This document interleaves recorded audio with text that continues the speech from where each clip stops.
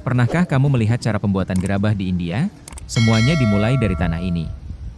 Di sini, pengrajin menyiapkan tanah liat berkualitas yang dicampur dengan serbuk kapur. Selanjutnya tambahkan air dengan takaran tertentu. Langkah selanjutnya adalah memotong-motong jerami kering. Ini adalah bahan rahasia yang sangat penting. Serat jerami berfungsi sebagai pengikat agar tanah liat menjadi kuat, tidak mudah patah, dan tidak retak saat dibakar nanti. Jerami yang sudah dipotong kemudian ditaburkan ke atas adonan lumpur. Pengrajin menginjak-injak adonan ini agar tercampur rata.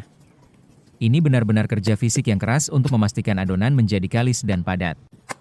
Setelah adonan siap, tanah liat dibentuk dan digulung-gulung memanjang seperti sosis raksasa. Gulungan-gulungan inilah yang akan digunakan menjadi dinding gerabah. Proses konstruksi dimulai. Gulungan tanah liat diletakkan melingkar di atas alas pasir sebagai pondasi.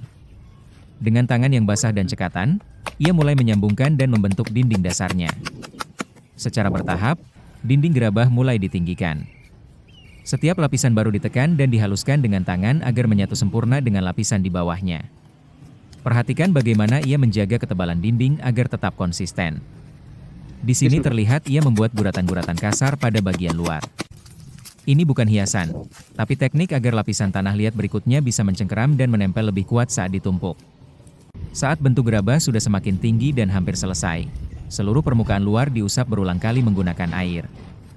Tujuannya untuk menutup pori-pori dan membuat permukaannya licin serta rapi. Bagian terakhir adalah bibir gerabah.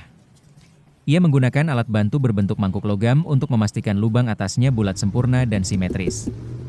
Ketelitian sangat diperlukan di tahap akhir ini. Dan inilah hasilnya.